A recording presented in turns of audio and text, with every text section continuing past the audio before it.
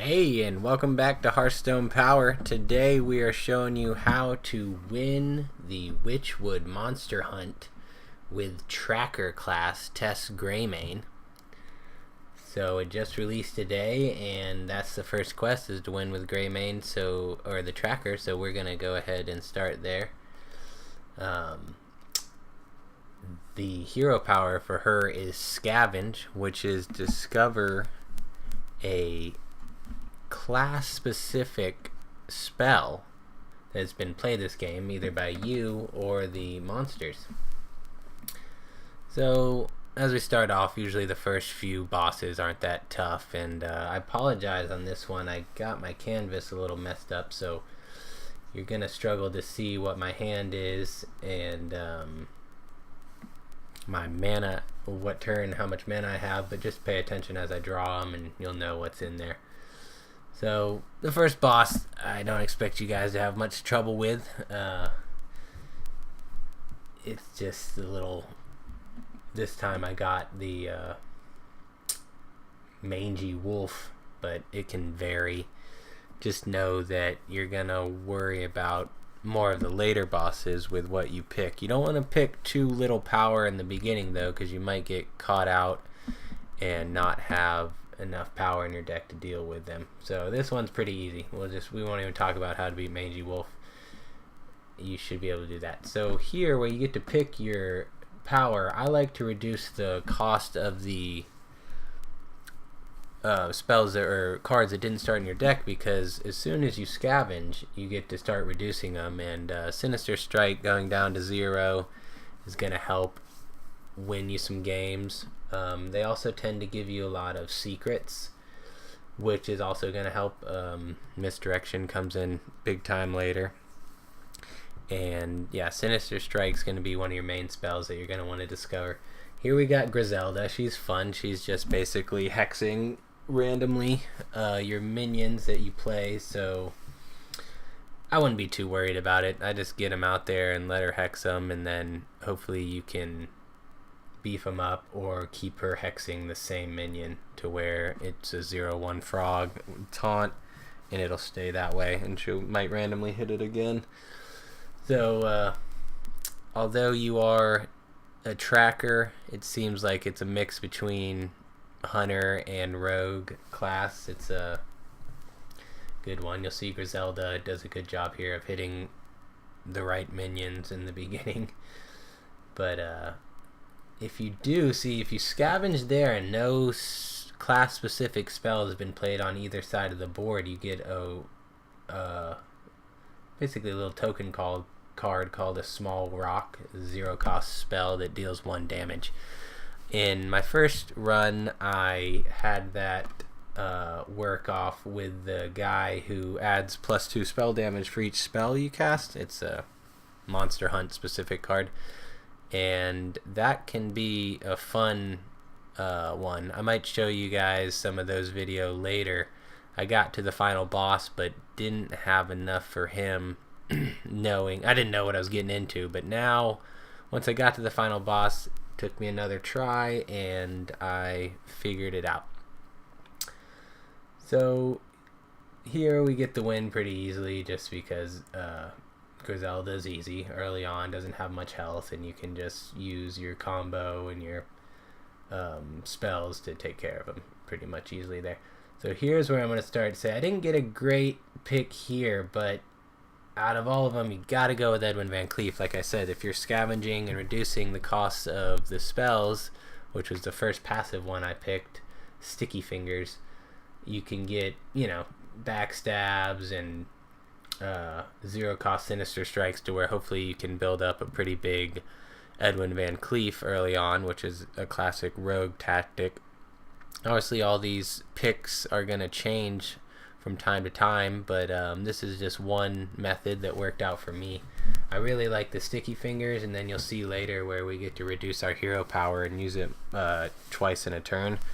That's going to be the one that I think you have to get. I also picked another card that'll give my minions +1/+1 and taunt, and then upgrade and shuffle back into it because of, again, the last boss is pretty tough. So you're going to have to think about him throughout while you're building your deck. I'll talk about him more, but he basically starts out with Kingsbane equipped and a 0-cost hero power to return the weapon from the deck to his hand. So you can see how that can get pretty interesting, especially with Kingsbane that doesn't run out of the the shiny cave finders. So yeah, there's a lot of spells in here, so you'll see later, you know, you'll play some spells and then, secrets, and then you discover them and you get them for cheap. Like I said, misdirection definitely comes into play in one of these games where you can just use misdirection to basically keep hitting your opponent in the face with his minions. It's the one that this Ravencaller Cuzzlewart here, he's fun. I mean, he's interesting. He made me laugh with some of his commentary, but this is the first time I saw him was in this hunt, and he's not that powerful. I don't know why he's this late, but the first few bosses you don't have to worry about. They're pretty easy. You can see here, next time I will definitely readjust the canvas so you can see my hand a little more, but you can basically tell from the artwork what you got, and you start out with a pretty similar set and then you build, you know, from there, just like the dungeon runs. It's very well done by Blizzard. I think this one's fun. A lot of my friends have been playing it non-stop since it came out, and I was able to get Tracker finished for you guys, and I wanted to get the video up as soon as possible. Almost got it on the first try, but you might want to look at a video like this to be prepared for the final boss. So yeah, you know, I just used that tactic again to build a large attack Edwin, and like I said, the 0-cost. You see here, you get new quests once you finish that one, so that'll give you reason to watch this video, finish off Tracker, and then start moving on to the next one. And I think you'll get a card back for beating all of the bosses, and then they added a final stage, which I don't know what will be there yet, but we'll let you know as soon as we get it figured out.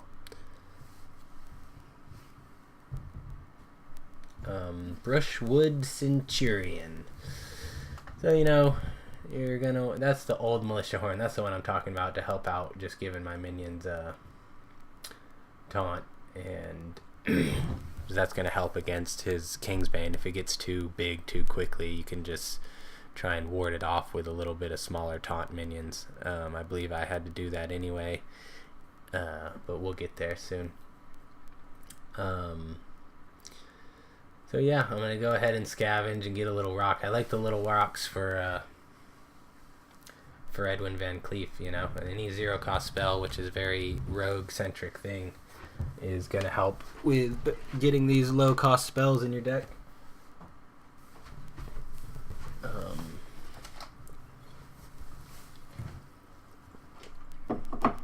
So after this Brushwood Centurion is where it's going to get a little tougher. Just do, you know, if you get Edwin Van Cleef, or even that other guy who adds +2 spell damage for spells cast, you're going to want to get these little rocks just to make it easy to make a quick Edwin. So I got away with that on these last 2 bosses. And so yeah, I'm going to equip all my small guys here and just get an 8/8 Edwin, which is enough to do the trick in this one. You know, a turn 4 8/8 is hard to deal with. I like that new card that they put out, Rat Trap. It's going to help here too against other bosses. A lot of these secrets, I think later I get Professor Putricide to help play together in unison with those cards. Well, sometimes you just got to face it up with Edwin. Take care of him early. Yeah, so you're like, why does this guy have Kingsbane and he's not really doing anything and he's just kind of attacking? But you'll see on the last boss that you're going to want to stack up on weapons. If you don't have enough weapons in your rogue deck, then you're going to struggle in the last boss. I'd like to see if anyone else took care of him a different way, but I had to make sure and get some Assassin's Blades. They give you Glaive Zuka from the beginning, and I got a Kingsbane just to make sure that I could keep up with his Kingsbane. You'll see he says something funny when you equip yours. So yeah, we're going to discover Execute because that card's great, and we're going to reduce it from our Sticky Fingers to back to its original cost of 1, not post-nerf. So here, you know, you always want to save your minions. I think I've talked about that before, so you're going to see me just Doomerang and re-equip and Shiv, and so I can just keep my minions and keep pressing damage to where he can't get past it. I don't even think he uses his hero power in this game. Again, we're just going to ping it off for 1, keep our minions, and execute, and just keep scavenging. I haven't got there to where I've reduced my scavenge yet, but it's alright. We got him. Lethal. Don't pass it up. Take it when you can. Alright, so here you see I got another weapon. So you're saying he's not even looking at this other stuff. It's just because I know that I'm going to need weapons later on. This guy I hadn't seen yet, so Inquisitor Harvix. Gonna Habnix. Reduce your, hero health power by half. So I was definitely afraid of that one. It's got a good cost though. At least it's only 4. And he doesn't use it too much, but you can see I was worried once he does use it. Yeah, so obviously, this goes back to the days of Mad Scientists where you don't want to hang on to your secrets. You want to throw them in and let Mad Scientists pull them out. I don't know if I do a good job of that yet, but still haven't reduced Scavenge, but basically, sometimes you want to remove armor. You don't know if they got any synergy there. But again, this is an opportunity for me to leave my minions on the board and, push damage through the minions. Don't want to trade off your minions early. Sometimes you have no other way, but you still see me here where I could have traded the Mad Scientist, and I don't. I go for the Glaive Zuka Doomerang, which I think I do a few times here, because you'll see that mainly those cards are for the final boss, but they're great cards. Doomerang has a great effect, and an even better one once you do the Kingsbane combo with life stealing, leeching, poison your weapon. But yeah, he plays that reduce your minions, the opponent's minions, and Emperor Thorison. Gotta get rid of him immediately. I don't know what's in his hand, but he had plenty of cards, and I think if you've played as long as I have, you know that card is just danger. Will Robinson once it's on the board for more than 1 turn. Yeah, you see there that he cut me down by half and played Mind Blast, so I was worried that if he had another Mind Blast reduced, that could have been the end of it for me. Luckily, he just plays Ysera, and we have plenty enough damage to almost with the spells just to take care of him. But yeah, you guys might have some trouble with this guy. He's definitely not he might play it separately or differently. If he was able to get another hero power off, I think he would have had me. So here you see that I go with Cult of the Wolf. Yeah, I think you gotta get that one. You gotta be able to use your hero power twice, and it costs 1. And in combination with Sticky Fingers, it's just as good as it gets. You see, I don't like my options here. As I told you got to get weapons, but you don't need the poison. You don't need Envenom weapon. So after thinking about this one for a while, I made the right call, and Crushing Walls is going to help in the end. It's a great card. So, you need some, that's what I mean by don't pick too many low costs in the beginning, because you're not going to have enough power in your deck to ward off, these stronger bosses at the end. And the Dark Iron Skulker, that's a great card. It wasn't ran that much, but it has a great effect to deal 2 to all the enemies undamaged. So you see here, this allows me to get my small rock early on, just hero power for 1, and like I said, I try and save up the 0-cost spells because I never know if I'm going to get Van Cleef here on 3 or it works well, like I said, with the other guy who adds +2 spell damage per spell you cast. I have some footage of that, and I might put up a failed Tess Greymane run or tracker because it was a really good deck. I actually liked it a lot, but just ran short on the last boss. We get to see Rivendare here, coming back with some wild cards. I think that this Grotto the Bog Warden, I don't think he got it exactly right this game, but his passive hero power is actually pretty tough. But you know, it's these little guys come back and they have a death rattle that will deal 1 damage to all characters, so actually it kind of helps you in the end to get Grotto down to lethal. That 4/5 taunt that restores health there is a really good card. I think you're seeing it a lot on the ladder, so and you get to see it now in Monster Hunt.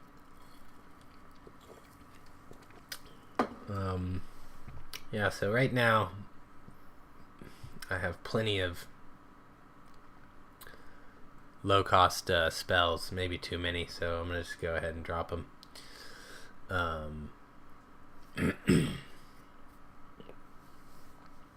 Not afraid to take a little face damage. I think he laughed at me there for playing Elven Archer because that's actually going to help him. This passive guy kind of he whiffs on the roll of the bones.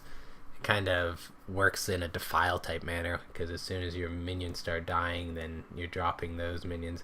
We've seen it before in some of the other oozes from, I believe, Blackrock Mountain expansion. So there's a lot of similar concepts they're working with here, but I really like the way they did it with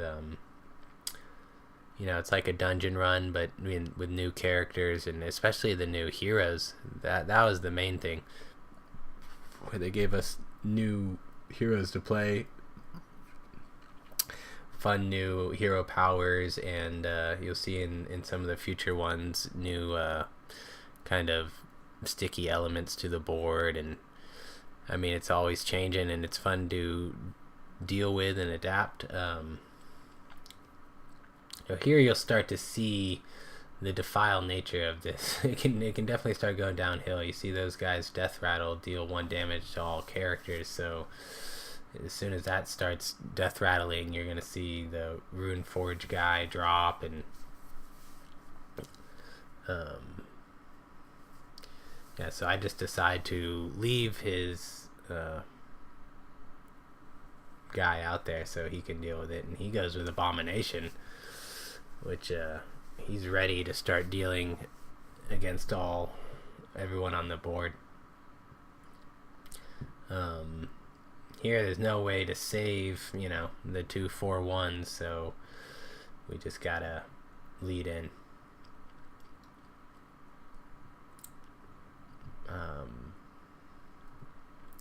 But you can tell here where our hells are getting kind of similar. This is where it's going to help me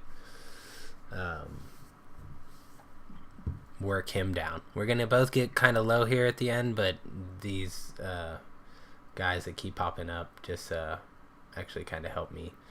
You can see I played a bunch of minions, a bunch of cards. I was kind of looking for Van Cleef there, but that's why I like to reduce that, because it makes it easier to cast those cards that you get, and I kind of like that I got the Void Lord there. That's good news.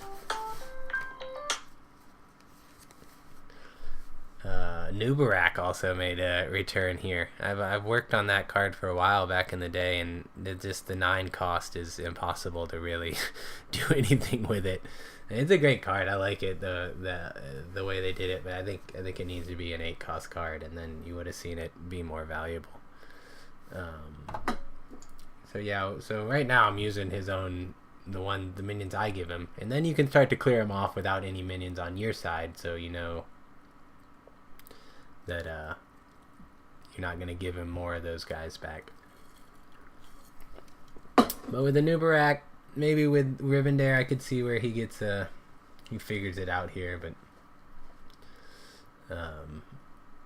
See, we're able to work him down there. I got kind of low, but I did get that taunt, and we were able to get the win. So now is where I kind of got... I didn't get a great pick here, but with the amount of secrets I had going, I figure you just kind of got to steer into the skid sometimes and say, all right, let's... I mean, I only had like 3 spells and 2 mad scientists. You'll see me kind of whiff there, but Putricide, all you need...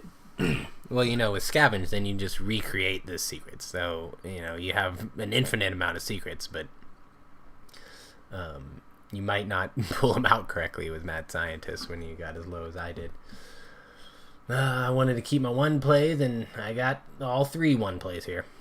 So, I'm always going to lead out with Wargen, just because this guy, this Evolve guy, he can be tough. I mean, if you remember from the last dungeon run, the guy who evolves a different amount each time depending on when you face him, but this one you just got to deal with the minions as soon as you can. And this one, you'll see, this is where I let Misdirection kind of take over this game. You'll see some things that you'll figure out. Like I said, there's some fun ways to win, and I'm just gonna go ahead and clear his minions as quickly as I can, so they don't get a higher cost, and they're harder to clear. Kind of got to get lucky sometimes here, and hopefully he evolves them into just something that's easier to kill than what he already had out there, or, you know, a 9 cost 1/1 or something, you know, crazy. Here, you know, you got to find, it's like, okay, I have just enough to clear off the Ancient of Blossoms, so I gotta do it. I gotta get rid of a big minion that he can evolve, and as soon as I just keep working down the minions, it's gonna work out for me. But that one's tough. You got a Divine Shield there, and it's Rush, but good thing I didn't have any more minions to give him. Well, you see there that I hadn't played a class-specific cell, and then so I did backstab grabbing it, but I figured he's just going to evolve this guy, so I'm not going to waste it there. I think Face Collector plays a deck very similar to your own deck. So you see there the first Misdirection going off. That kind of gives you the hint. You're like, okay, well, that's going to work. Then you're like, well, maybe I can get another Misdirection because he's got 2 4/4s out there. That's going to help me, right? So there you can grab another Misdirection, but you can only play 1 at a time. So then once you're able to do the 2 Scavenges in a row, you're looking good. Then you can start doing some face damage, and you just start working him down with Misdirection. Luckily I hit the 4/4 there and was able to clear off those minions. He evolves into Baku, which is a good card and constructed, but I don't know. So that's where the Crushing Walls came into play. Was able to remove 2 minions that he would probably done pretty well with. So he gets the Shadowcaster Godfrey back to his hand. And here, you're like, 9 damage, great. I'm just going to Misdirection it back at his face. But he has the same idea. So it won't go off Misdirection if there's just the 2 heroes. But if there's a 3rd character, which there is, you'll see here, I get misdirected into hitting the Mechgineer Thermoplug.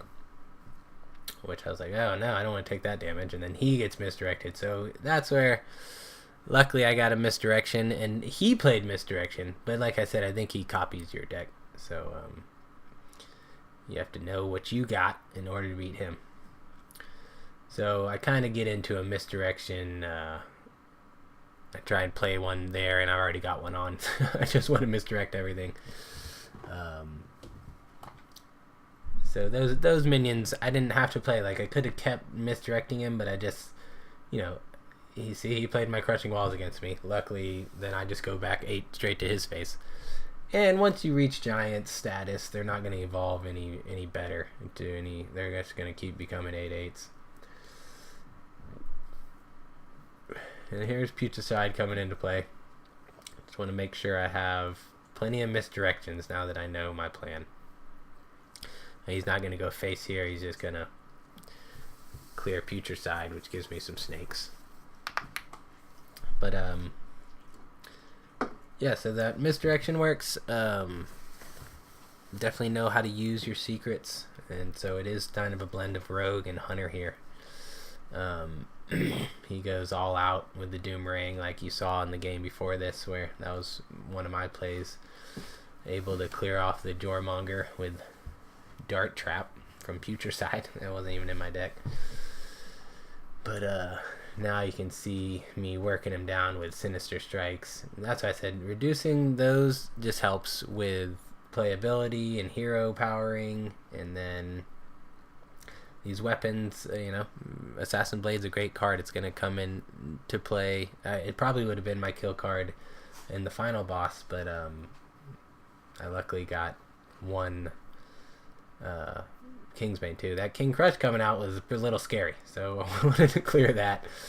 If he hit another charge guy, I might be done for, because I can only misdirect once per turn.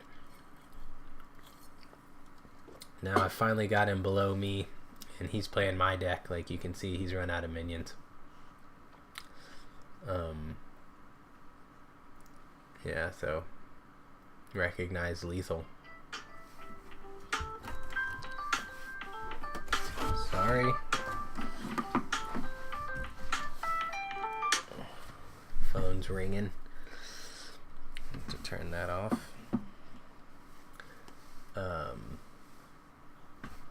Yeah, so that was a tough one. If you can get past Face Collector, you're feeling good.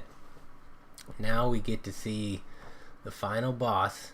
This one, I had a tough time choosing this one. The Exorciser would work too, but I had enough weapons at this point, and that Nala the Redeemer just seems like, I don't know. After this minion survives damage, gain Divine Shield, and it already has Divine Shield, it seems like it would never lose Divine Shield, but I don't know if they consider the losing the Divine Shield taking damage, so I'd have to work more with that card, and we will bring you more. Just wanted to get this one out quickly to show you how to get past one of these monster hunts. So Captain Shivers, man, he's tough. Don't lose faith, because even here in this one, I'm like, how am I going to beat this guy? He starts off with Kingsbane, and you feel like he'll never lose it.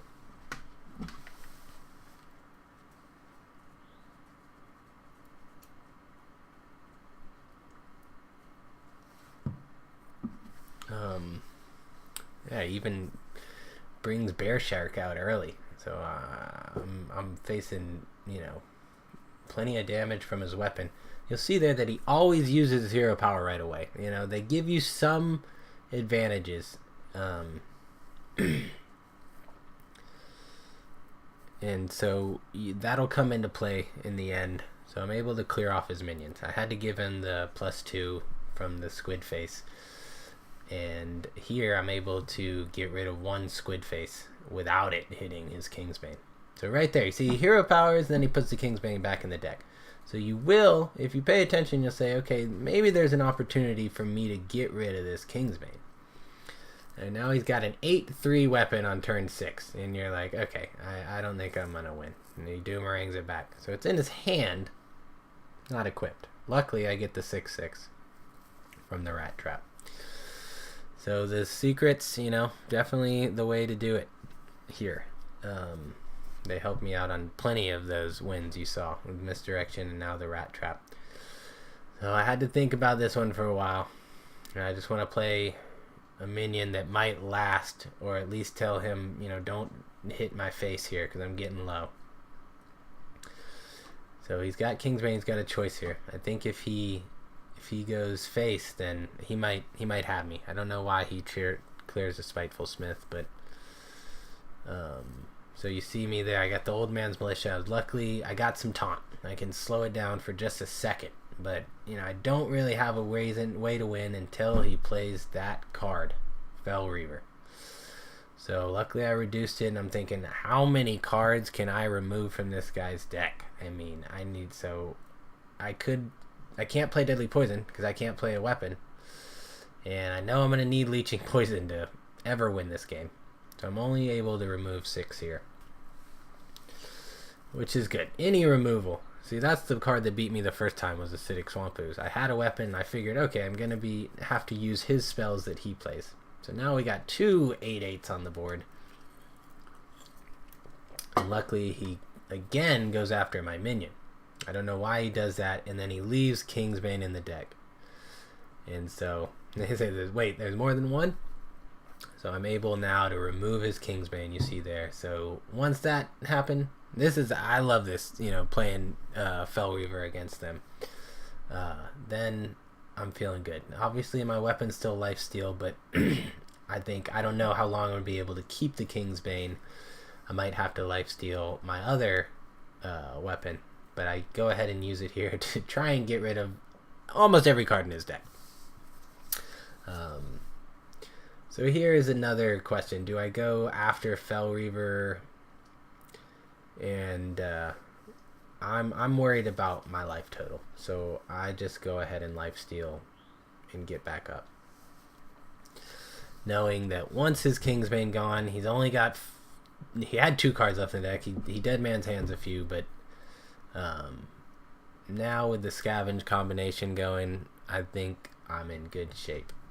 And so again, I reduced the cards that didn't start in my deck. I'm going for Leeching Poison again because, like, if I lose Kingsbane, then I'm gonna have to Leeching Poison my Assassin's Blade, and I gotta stay the course. So here, I get down low, but now I've got him cleared. He's only got about 4 cards left in his deck, and this is the way to do it. So you'll see here, I'm just going to use Tink, one of the greatest cards, to finish him off. So yeah, I hope you guys enjoy this. I'm going to try and finish off another monster hunt tomorrow, and hopefully get them all up by the end of the weekend. And please like, comment, and subscribe to Hearthstone Power to continue to play better. So like my friend said during this, he hasn't even finished the last one, so hopefully we'll finish these ones for you, show you guys a good way to do it, and maybe we'll go back and show you how to beat some of the other ones. I beat all these expansions as they came out with the cards that I had, but now you have more options to get new cards, and I guess it becomes a little bit easier. So yeah, Tink Doomerang here at the end. That's what we're looking for. He's got no cards left. Fel Reaver, the card that did him in, but he's not ready to give it in. So yeah, you just keep on the Tink Doomerang train, and then with the lifesteal for 18, you're doing all right. Alright, well, I hope you guys enjoyed it, and this helps you get past the monster hunt with Tess, and see me toy around with him here a little bit, but we got it done. So thanks for watching, and y'all check back again tomorrow.